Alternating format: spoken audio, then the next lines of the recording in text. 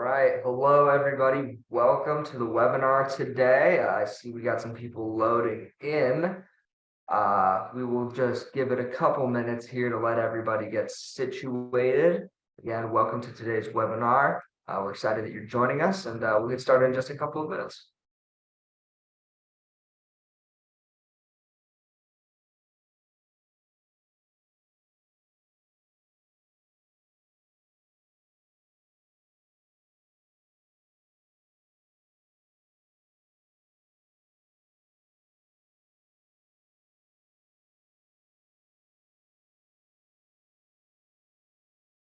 All right, looks like we got a lot more people loading in here. This is good to see. We'll get started here in about 30 seconds or so. Let everybody get these last ones in and get rolling here.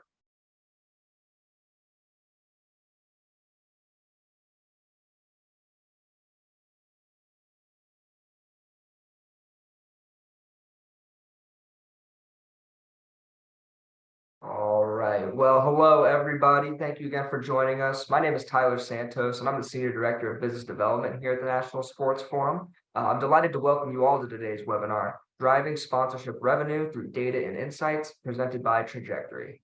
Our panelists, Alex Kerr, the CEO and founder of Trajektory, and Kirk Wakefield, the Chief Research Officer at Wakefield, we'll discuss how they are working together to help enable their client organizations and brands to know what actions to take and how to take them to increase both partnership performance and partnership recall. Alex and his team at Trajektory participated in our 2023 Tech Tank and the Corporate Partnership and Brand Activation Flight, and they were actually crowned the winners of that flight. You guys may have even gotten the chance to see them recently as part of our Best of the Tech Tank webinar last month. Being a company that was built by former executives who actually worked for teams, leagues, agencies, and brands, Trajektory has become the premier sponsorship analytics and revenue platform for all sponsorship reporting. Their platform and dashboards help organizations acquire, retain, and grow revenue by telling a complete sponsorship portfolio story through real performance metrics. As for Wakefield, they were propelled by early adopters, including the Browns, Saints, Packers, Lions, Buccaneers, and Texans. Today, the Wakefield research community, including over half the NFL, scores of other properties, and leading national brands, continue to work on the mission of scientifically measuring the return on partnership investments. Now, before I hand it over to Alex and Kirk, I do just want to let everybody know that if you like the content you hear today, we have our virtual fall summit coming up on September 27th. This unique virtual conference allows attendees to experience a full day of virtual education, idea sharing, and networking amongst like-minded individuals from the industry. To learn more, please visit our website, www.sports-forum.com. Again, that's www.sports-forum.com. Now, we're looking forward to some great discussion here today. So with that being said, please everyone welcome Alex Kerr and Kirk Wakefield. Guys, the floor is yours. Thank you. Appreciate the kind introduction, Tyler.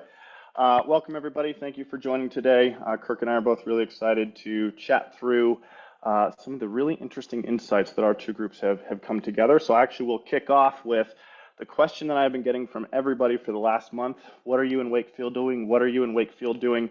I'm excited to say that a couple of data nerds and their data nerd companies have gotten together to formally work with each other. And we are both really excited to share with everybody here today some of that incredible work and insights that occurs when we're able to combine this stuff together. So really appreciate that opportunity today. But what I would really love to start with is first kicking it over to Kirk. And Kirk, I'd love to maybe get an intro from you. Tell us a little bit about your background and how you created Wakefield. Thanks, Alex. Appreciate it. I'm excited about what we're doing together. It should be fun stuff for everybody that's tuned in today. And for those who haven't, about 20 years ago, started doing a lot of sponsorship research. Like most people here probably know, I'm still a professor at Baylor University. That's a green and gold rug behind me. I guess I should just get the barber chair out of the room story. So it's a 1914 barber chair. Grandfather was a barber in San Antonio, been with us for about 100 years. But anyway, that has nothing to do with how I got started. About 20 years ago, AT&T, then SBC, and the marketing arm asked for us to model their, return on investment for all their, Spurs and Cotton Bowl and Giants and so on at the time. And that's where I really got rolling. And then after that, worked with some work with the Padres and Tyler Epp, who was there at the time, and Dan McGowan, many of y'all know. And then some of that bunch went to the Browns, principally Matt Webb, who asked the question, how do we justify our rate card? And so we figured out how to do that, and away we went. Tell us a little bit about some of the challenges that you saw early on. Has that changed over time? What are you guys helping your groups effectively solve? Yeah, you think back to really last 20 years or last decade even. I mean, it's always been important that, right, for brands and teams to track eyeballs, for sure, how many people are exposed to the brand through all the various means, and that's obviously what Trajektory is great at. But that was important even to some extent back then. Some of us remember Joyce Julius. Yeah, it's been a minute. Com and a few others. So we needed that, back then, and we still need that today in the form of Trajektory, if you will.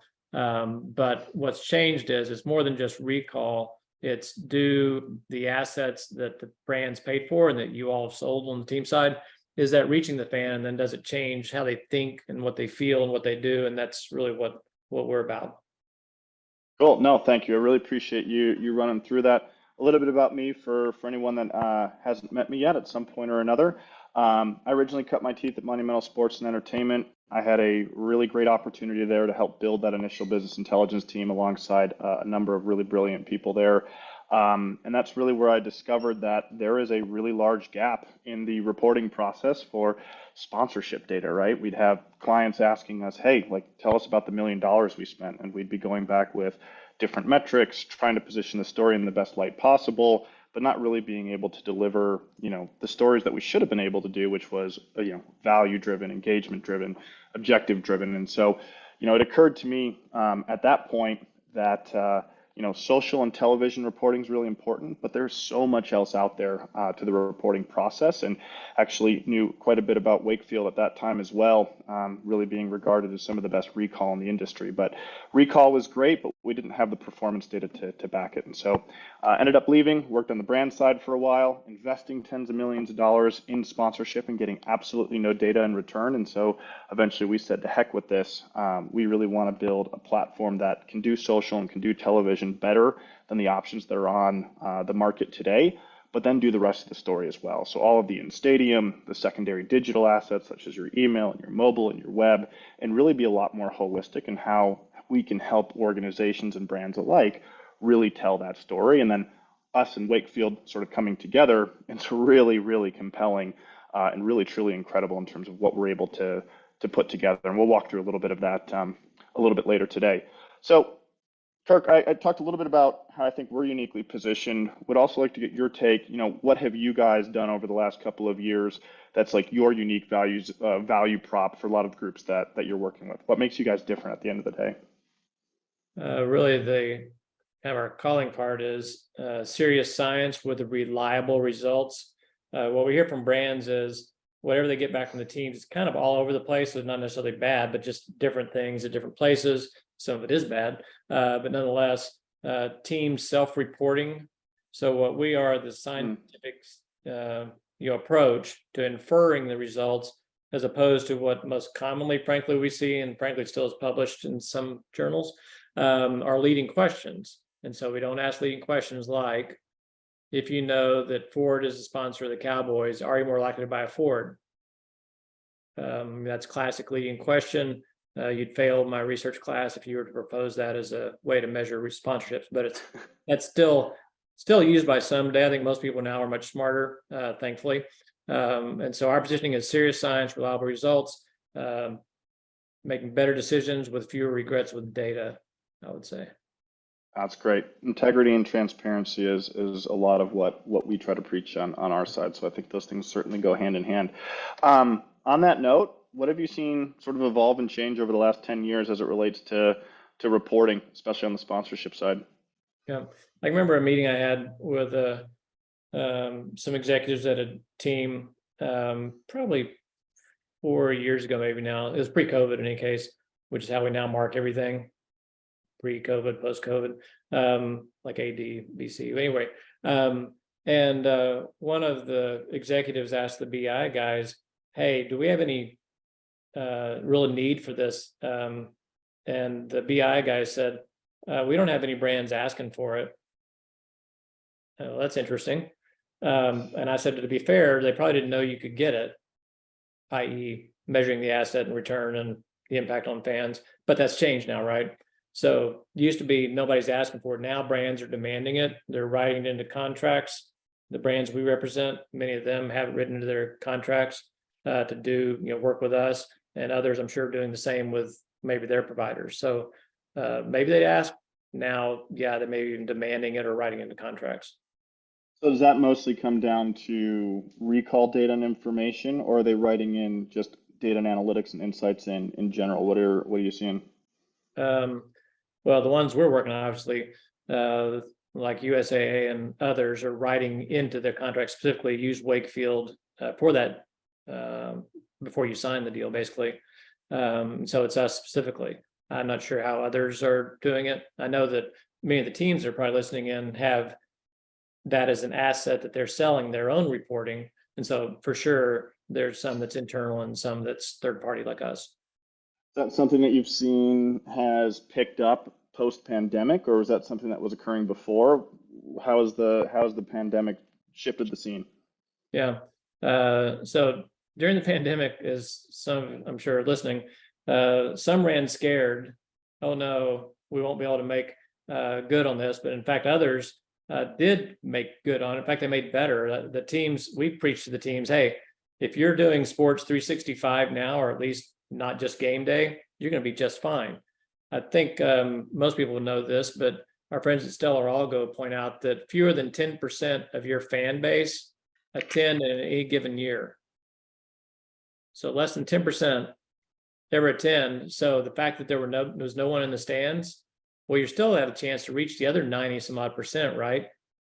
So the ones who got that, actually did, made good, literally, and then some made much better. And then those who stuck with the research, actually the results were stellar for those brands and teams that stuck with the measurement. And then now that we're out of that, I think brands are even more so demanding it. You've got to give me some kind of ROI measurement. And from my perspective, yeah, I think, even dating back to the last, 10 years or so, and back when I was also at MSE, we kept sort of saying the data revolution of sponsorship is going to come. People are going to be more data driven. People are going to be more data driven. People are going to be more data driven. And it never really seemed to, the industry at large didn't really seem to evolve in the direction that we thought it would, at least not as quickly as we thought it would. We see a lot of resources and a lot of investment has historically been put on the ticket side, right? That's where most of the revenue is coming from, at least if you're a rights holder. But sponsorship has always been that number two. So it is really interesting to see, when COVID hit, we saw disastrous results for a lot of different groups across the industry. It's interesting. I was having this conversation the other day where everybody asks for data. Everybody says they want to be data driven, but when push comes to shove, a lot of groups end up doing the same thing for a number of reasons, right? It's hard to enforce change. The seasons come up very, very quickly. But the way I've always equated it and thought about it is like not using data is like trying to fly a plane, taking a blanket and throwing it over the controls. Like eventually that plane is going to crash. And it's heartbreaking because we saw a lot of those planes crash effectively over the pandemic. We had a number of different, sponsorship budgets, teams got slashed, a lot of groups had to go on furlough. But the ones that really stuck around and the organizations that I think have come through the other side of this are the ones that were able to use data in a really, really effective way. Whether or not it was in the most comprehensive way, who knows? But the ones that were actually able to start to put data behind their storytelling are the ones that we've really seen sort of come to the top. And so my last comment and view on it is, if I take a step back, and I'm not sure what you're seeing on your side, Kirk, but a lot of the groups that we talk to and work with on the team side and on the brand side and on the agency side, like budgets are getting slashed, right? Having to prove all of this data is only getting more and more difficult and more of a demand, to your point, to have to actually prove these results and prove the storytelling. And so, I think the ultimate truth is the ones that can storytell well and be able to actually pull the right levers to drive value are really going going to stand ahead of the curve. So, Yeah. um, What I throw in there real quickly, Alex, yeah, is that one of the brands we represent this last year, somebody from the CFO's office got basically assigned to the sponsorship group, and with the demand that you get to bottom line ROI numbers, which we're working on, and we've got a way to do that. But the point is, I think you're seeing a lot more. Somebody at the C level is coming over to sponsorships, either literally like this one, or at least just making a call and say, you've got to do this. So I have one other quick thought that came out of, I think, COVID.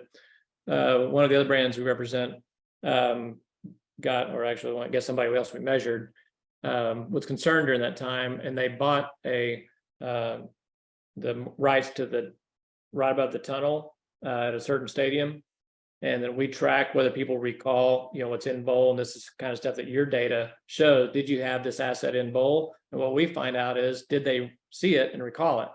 And in fact, that particular brand, the season before, their in bowl recall was 10% lower, jumped by 10% the year during COVID, just because of that placement of the sign. Yeah, and I think the other piece I'd add on is, we now live in a world where data is trackable. There's no shortage of data, right? There's a lot of noise, in fact, that's really out there. And direct mail is relatively trackable now. All the digital assets, email, web, all those pieces that go out that brands are investing in for advertising can be tracked. And those budgets are being cut, yet we're still looking at sponsorship. And it's kind of this like really special enigma where people continue to pour cash into sponsorship without needing that ROI and without needing those insights. Like the reality is like, I don't mean to be doom and gloom, but like, I think there's storm clouds on the horizon, right? To your point, more and more of these brands are going to hold organizations and rights holders' feet to the fire to say, hey, we need at least some basic data to understand holistically how our stuff is performing. So in any event, I'll get off that tangent. I think that's a lot of what we'll get into today in terms of how we're helping a lot of groups together. But before I get into some of what we've prepared for today, any other great wins using recall for your clients that you might want to highlight? That's a good question. Seems like almost every day, there's some kind of big win, but actually I think I would rather jump into what most people are here waiting for. Like, what is our big to do? What are we doing together? I'd say jump to the good stuff, and then we have time for fun stories. We'll get to it. Let's do it. All right. So we have prepared a couple of things that we're going to walk through today. And I think the high level thesis of this, right, is when research and results finally meet, revenue opportunities increase. And at the end of the day, revenue is extremely important, right? You have to drive it for your organizations. You have to optimize your spend if you're on the brand side. And we are really, really excited about really bringing a new view together that has historically been very, very difficult to do. And I'm not aware of it actually having been done in the industry at large previously. So if you sort of think about our two groups at a high level, right?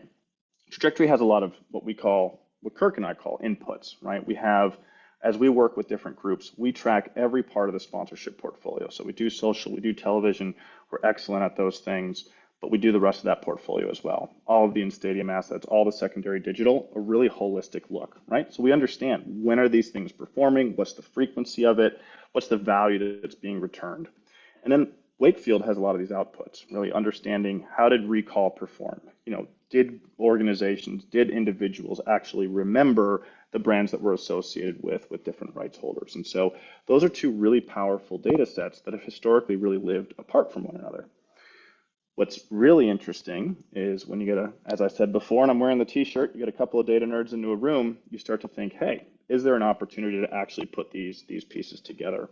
And so as we take our side of the house, how everything has been performing, we're tracking everything, we're looking at value, we're looking at impressions, we're looking at engagements, we're looking at reach, we know the frequency of when it occurred, and combining that with the outputs of understanding how recall is actually working, what we're able to do is create a really interesting middle ground, one that we like to call sponsorship nirvana, in which you can actually start to understand your marketing mix, your sponsorship mix, when the frequency of when these sponsorships are being placed, and we can actually start to determine what are the hyper-specific levers that you can pull as a brand or as a rights holder that will actually lead to better recall and lead to better performance. And so that's a lot of what we'll talk through today. What we're extremely excited about as a couple of data people, and at a high level, how our two groups effectively work together is Wakefield will work with organizations to say, hey, we'll track your top 10 brands, 15 brands, 20 brands.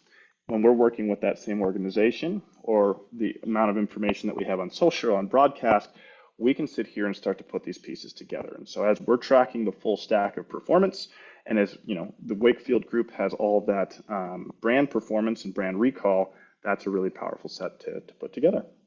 Kirk, anything else you want to hit on? Otherwise, I'll jump in and let you loose for a little bit. Yeah, you said Nirvana. I say Holy Grail, but I'm a Monty Python fan, so that's really the thought. So yeah, proceed. The Knights Who Say Knee. Got it. Perfect. Yes. For all my, it's amazing how many people don't know Holy Grail, but we'll do a webinar on that in the future. We'll let you kick it off. Frequency and consistency. One of the things we can help with is how do you improve recall and performance? Yeah, so when we combine the data that Trajektory has, and we've done this with one of our like partners, and you look at the Trajektory data on how many months they've been running social media, and then we run just model that, we can see the brands, in this case, brand A and brand B, and the other dots which represent the other brands for a certain team, that some are underperforming what we expect them or predict them to hit. And then so brand A is underperforming. And then brand B is overperforming for what they're doing 12 months out of the year. But what you also see is the linear path that, surprise, surprise, the more months that you're running social media campaigns for a partner, the more likely it is they recall seeing it. And that's, again, the input and output that we put together. And I think what's really nice about that is it's visually essentially calling out who's overperforming, who's underperforming, who's performing as expectations, but it's understanding, is it a frequency piece? Is it a creative piece? Those are the layers of the onion that we continue to peel back as a group with organizations that we'll partner with to say, okay, well, what was really going on here? Was it a frequency piece? Was it engagement? So the level of data that we have behind the scenes to then peel back that onion to get to the specifics that organizations have to or can take to improve recall and improve performance is nothing short of impressive. Anything else on this? Otherwise, I'll sort of bring home a different version of this. Yeah, go for it. Cool. So taking that a step further, right? We can, as I was just saying, peel back the onion a little bit more. So let's actually take a look at what was going on from a social perspective. When was social performance? When was engagement? When were these posts actually occurring? And as we start to break this out, we're looking at brand A and brand B again. We can see that brand A, who was underperforming in that last slide, had spikes throughout the year. Now, without going into too much detail, this was a specific campaign that a brand was getting behind, spending quite a bit of dollars for sponsorship to happen at one point during an organization's season. And so we see a really large spike, not only in value generated, but in terms of the engagements that are occurring for that individual brand, as opposed to what you see at the bottom with brand B, which is more of an always-on type strategy. And so you can sort of see the value, the engagements, the impressions, they all look relatively similar here as we change the KPI.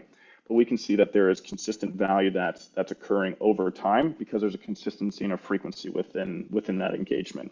And so part of when we start to put this together is start to deduce and understand, okay, are these in fact correlated? And are we actually able to potentially drive better recall if we're able to have a better always on strategy in that respect? Excuse me. So this then becomes really powerful for an organization because you can now start to make the point of we're generating a lot of value for your group and your organization at this one point in time, brand A. But if we were to put a little bit more dollars, upsell, put more dollars behind this sponsorship, we expect to see a better recall if we complement this high spend one time a year with another relatively frequent always on strategy to support that effort.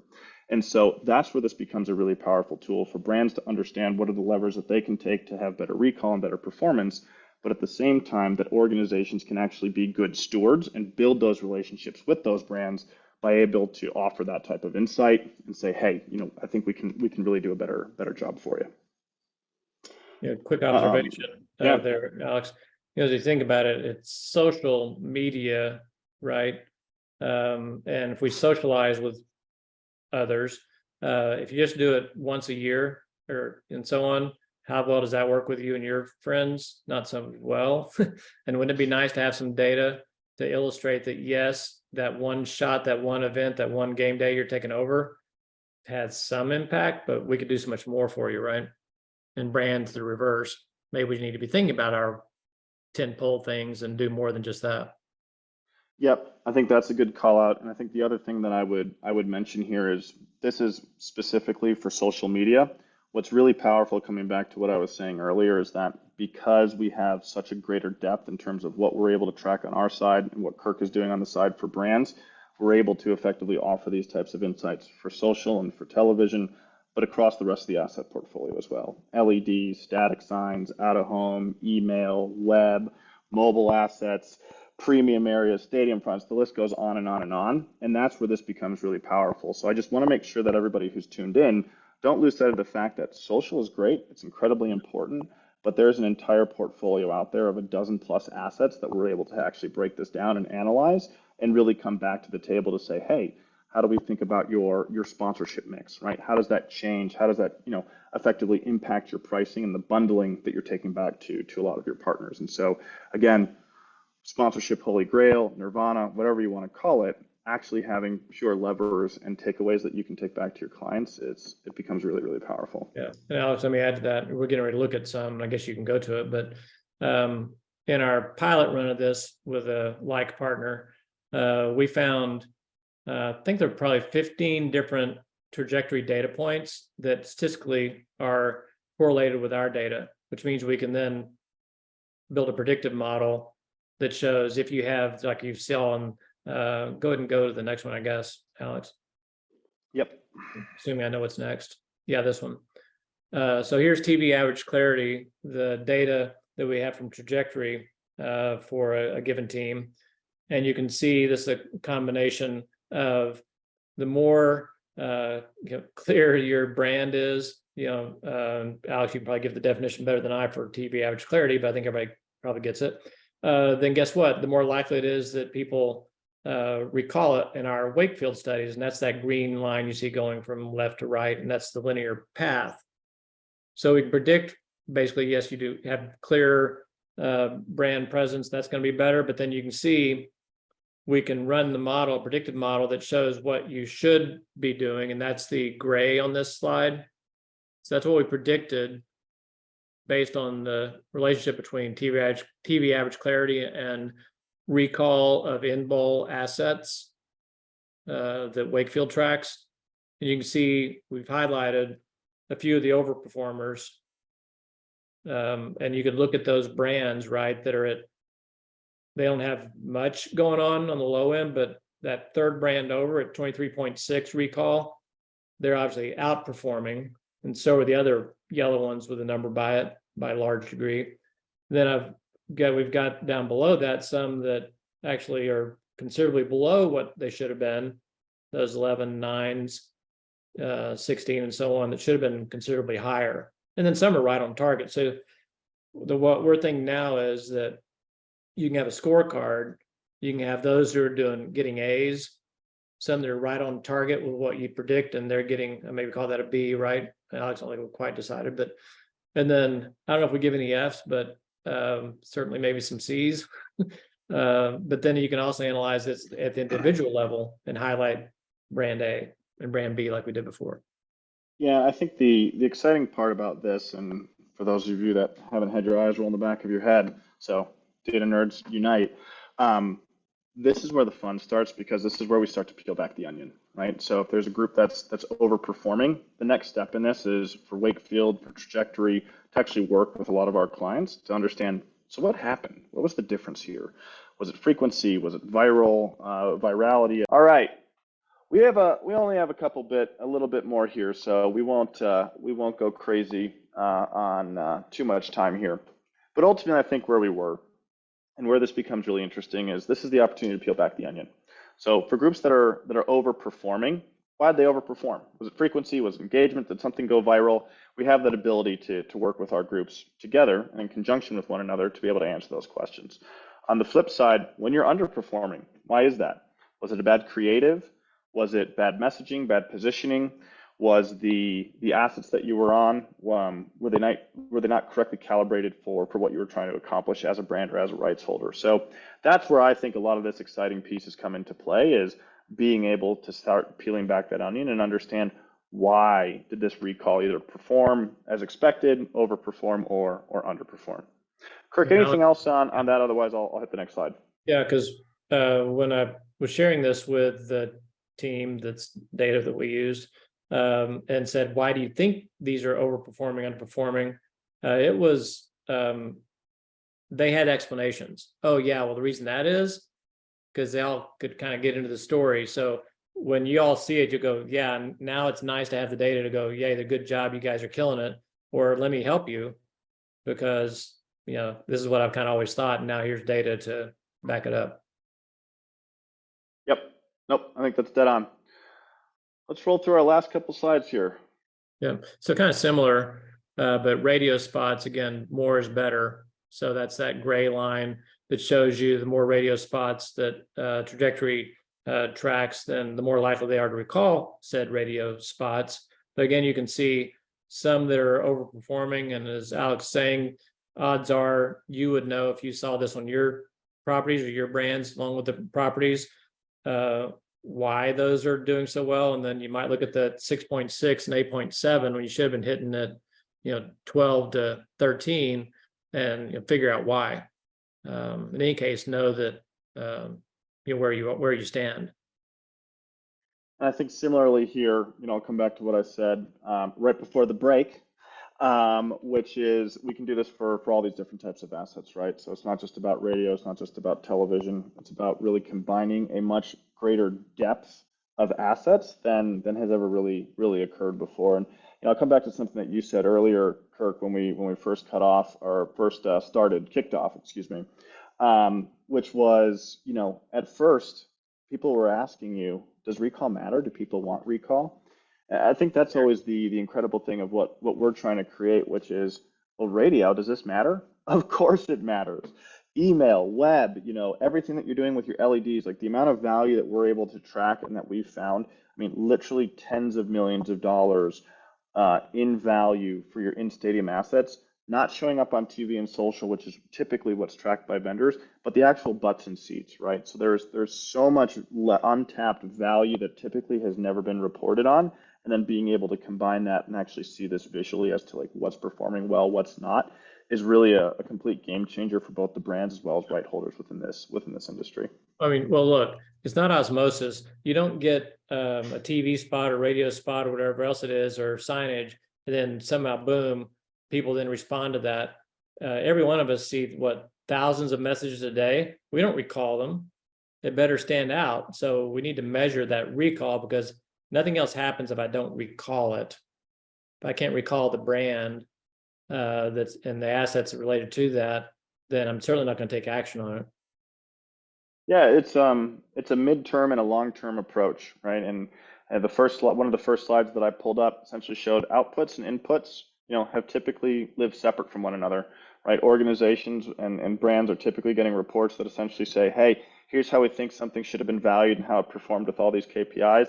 And on the other side, there's also ROO and objectives, but it's also the recall that I think a lot of rights holders are typically trying to report back to brands. Agencies are certainly trying to get this, but being able to combine these things together is a really solid short-term, mid-term, and long-term approach, because it's not only here's the value that we drove, here's the long-term recall and the long-term value of being able to have that be recurring for brands and the value that you're providing to them. And so I think like that's where this becomes really, really exciting, is being able to combine all these pieces together. And so hopefully for those that are still hanging with us, sort of see that.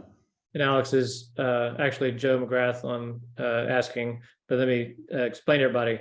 This is the first run at it. This is not the finished product. This is just to show you what we're doing. What will it look like when we roll it out to everybody else? well, we count on our community of experts like you guys to say, hey, can you show it to us this way, perhaps? So we're still refining what you would actually get, but just know that it works is what we're here today to tell you. And then what will be like 2-3 years from now, Alex, it's going to be, wonder bar. Yeah, I think there's a lot that there's a lot that we're very excited about, but in the short term, I think where a lot of the secret sauce is one, it's the combination of these data sets, and two, it's the commitment of groups like ours and groups like Kirk's to come together and actually spend the time with our clients to be able to say, hey, like, here are the specifics behind it. And so, to your point, Kirk, it's not just about delivering a couple pieces like this. These are a small sliver of the insights that we're able to create. But it's really diving in deep with people that we're working with and teasing out the things that matter the most. Yeah. Kirk, I think you got a question about percentage of respondents. Do you need to validate a survey? We've got a chart for no matter what the population is. Let me know. It's one of our Wakefield FAQs, and I've got something to send you if you want to email me and ask. Kirk@wakefield.global. Yeah, no, I think a big piece of why we're excited to come together is it's the integrity in which we're putting our data sets together, right? And so, I think as Kirk started off at the beginning here, it's how do they take a real scientific approach to finding this data and this recall and these types of insights? And then on the flip side, where we've really put our flag into the ground is we might not be the cheapest option out there, but if you want the most integrity-driven, transparent, and holistic data on the market across your entire sponsorship portfolio, that's where we're really trying to draw the line for us. And a lot of that comes out of having sat in these seats before and seeing a lot of the products that are out there, and some that do it well, some that do it poorly. And I think there's a better way to go about reporting data, being transparent with it, and really empowering the industry at large to be more data driven and democratize the data that exists. So that's a lot of the mission that I think we're certainly on and certainly paired to do together. Yeah, I would say the goal is, so this is just example from one team, but our friends know that we have a database that covers 1,200 brands and million plus respondents. What we want to start doing is where Trajektory and Wakefield overlap, we can do that same analysis for your properties or your brand across properties. And then we can come up with a grand mean, if you will, or prediction model that shows industry wide what it should be, and then at the team level what it should be, and then break it down asset by brand. So Alex, take it away with this. So what does this all mean, right? I think one of the things that a lot of people sometimes get lost in is let's do data analysis for the sake of data analysis. At the end of the day, we all work for businesses and we all have to drive revenue, right? And so how does this data actually impact your business? So, acquisition efforts, right? If you're able to understand your opportunity of how your assets perform, helping with your opportunity to either price these pieces, go after new clients, being able to, as Kirk was saying before, into a lot of these contracts today, it's data and insights that a lot of these partners are after and these brands are looking for. And so being able to actually empirically do that and do so with a straight face, knowing that you have the confidence that this data is going to deliver at the end of the day, that's a major piece. And I think how we've seen a lot of really initial work on how that works. Retention. This is one of the things that surprises me personally that not more people talk about. It's always about let's go get new sponsors, let's go get new sponsors. But the reality is if a lot of organizations concentrated just a little bit more on the retention of their clients, and a lot of that comes down to telling the right data-driven story empirically. That's a massive cost savings. It's a massive time savings, and it drives a ton of revenue for the business. It's easier to retain $2 million of sponsorship than it is to go find 2 million, right? And so the retention efforts of having this type of data, vastly important. And I think one of the examples that, please. Sorry, real quick. Our friend Jack Birch calls us Wakefield renewal insurance. I think if you put us together, even better than insurance. I mean, assuming you're doing your job, which we trust everybody listening in is, right? Because you want to get better, that's why you're listening in. Putting these two together, here's what you paid for and here's what you get and the outcome. I mean, that's solid. Plus they're going to trust you because you've given them that data with integrity and you're working toward their goals. I think that's spot on. I think that's spot on. That's a great way to think of it. Goes without saying the upsell opportunities here, right, for organizations, as well as the optimization for brand itself. But we walked through one example today where we looked at frequency of spend, right? So how do we get brands to spend more to increase their recall and to increase their value? I think that's actually probably the one that we're seeing the most, making a really, really large difference in growing the partnerships that are currently in place and for partners themselves to optimize. And then goes without saying calibration, right? When you have the ability to use trajectory specific data, you're able to see in terms of what's performing, what's not performing, what's the value that's coming back across all of your assets holistically. But when you're able to put these two things together, it really gives you a better sense of how do we further calibrate, right? Does it come down to creative? Does it come down to frequency? Do we just need to shift the partnership to a different asset so that we're not underperforming? And so just the amount of data that we're able to bring together into clear, actionable results to help drive this revenue for organizations, I think is really ultimately just unparalleled. So I'll leave us with this slide. It's all again about how do we maximize, our groups help you maximize your sponsorship revenue, and how do we do that in an integrity and transparent, data-driven way. That's ultimately what we're about. And so if anyone has any questions, please feel free to reach out to either Kirk or myself. We are really excited about what we've put together here in a partnership and what we'll really be able to bring to the industry. Kirk, anything else on your end that you might want to add?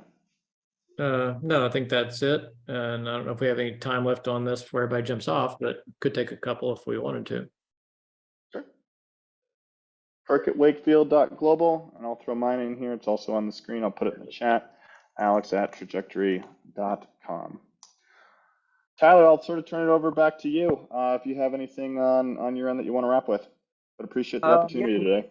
Kirk, thank you guys so much. I'll keep monitoring the chat for any questions that might come through as I'm kind of wrapping this up here. But again, thank you so much. It was a great presentation. And for everybody who was able to stick with us through the technical difficulties, we certainly appreciate it. Oh, looks like we have we do have a question here popping in. This is for you, Kirk. With such a successful research company, what is it that keeps you working in higher education at the same time? Yeah. So one of our graduates working at Legends, Ginger, thank you for that. So she knows better. I think actually it is kind of an interesting question. My short answer is the thing that, and I think it's true for Alex, who also is an adjunct. Aren't you still teaching somewhere? Teach both at Northwestern and Georgetown. Great. Yeah, which is there's no greater pleasure really than seeing people that you help, mentor, and teach, like Ginger, succeed. I mean, that's why I do education, is to see people succeed. And same reason why I got into the research business was people needed help, and here's a way to help them. Didn't need to do it. It's just fun. So yeah, so fun and reward of seeing people get better. Yeah, for sure. And Alex, I didn't know you were a professor as well, my man. If you have anything you wanted to add to that as well, feel free to jump in. I think Kirk is the expert between the two of us in academia, but I think it's a lot of the same reasons. As the shirt suggests, I am a data nerd at heart, and I'm really passionate about marketing. I'm really passionate about data, and so bringing those things together and being able to talk about the things you love to do and share that with others, I think is really rewarding. Awesome. That's great to hear, guys. And I did see one more. Yes, this webinar recording will be available. It will get sent to you. It will also be posted on our YouTube page later today. Probably but again, go viral, I'm sure. I'm sorry, what was that? Gonna go viral, I'm sure. As we'll try our best. I mean, like you said, you guys did a great job with the registrants, and even without the technical difficulties, looking great on the numbers here. But again, everyone, thank you so much for your time. Again, if you liked everything you heard today, we have our fall summit coming up on September 27th, entirely virtual, full day of idea sharing and networking, quite like you've seen here today. And then, of course, if you want to get involved in the in-person fun, we'll be in Pittsburgh, February 26th to the 28th, 2024. But with all that being said, thank you again, everybody, and we hope to see you all soon. Have a great rest of your day. Thanks, everybody. Really appreciate the time and opportunity. Indeed. Have a good one.